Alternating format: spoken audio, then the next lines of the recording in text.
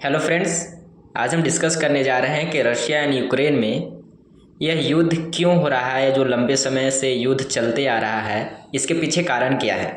तो हम लोग कुछ पॉइंट देखेंगे जिसमें हम लोग समझेंगे कि रीज़न क्या है कि रशिया एंड यूक्रेन में वार हो रहा है। ठीक है, तो सबसे पहला कारण होता है कि यूक्रेन इंडिपेंडेंस, यानी कि 1991 में यूक्रेन रसिया से, यानी कि उस समय रसिया नहीं कहा जाता था, उस समय यूएसएसआर था।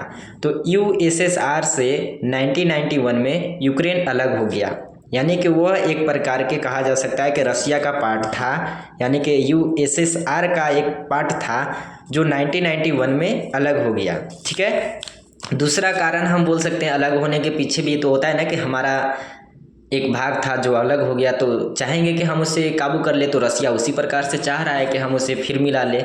दूसरा कारण है डिस्प्यूट ओवर क्रीमिया।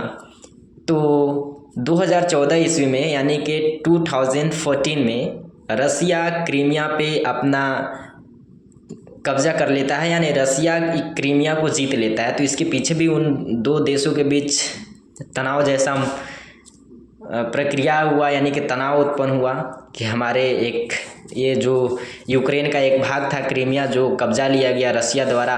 तो एक तनाव हुआ जिसके कारण युद्ध होने की संभावना थी, या उसके कारण भी युद्ध हो सकता है। तीसरा कारण है separatist movement in eastern Ukraine, यानी कि उलगाववादी जो यूक्रेन में कुछ पूर्वी भाग में उलगाववादी हैं जो रसिया को सपोर्ट करते हैं, रसियाई भाषा जानते हैं। यानी कि यूक्रेन में तो ज़्यादा से ज़्यादा लोग, यानी अधिकतम मात्रा में रसिया भाषा बोलने वाले या रसिया से मिलता जुलता लैंग्वेज है।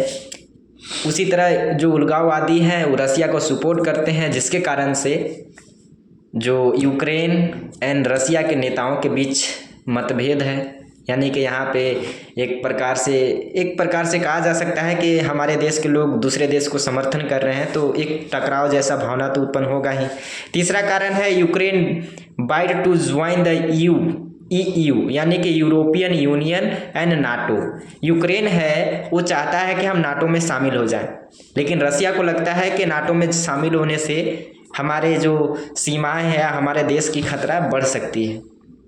ठीक है, तो रसिया यूक्रेन को नाटो में शामिल नहीं होने देना चाहता है, क्योंकि यूएस या जो वेस्टर्न कंट्रीज़ हैं वो रसिया के विद्रोही हैं, रसिया से तनाव चलता है।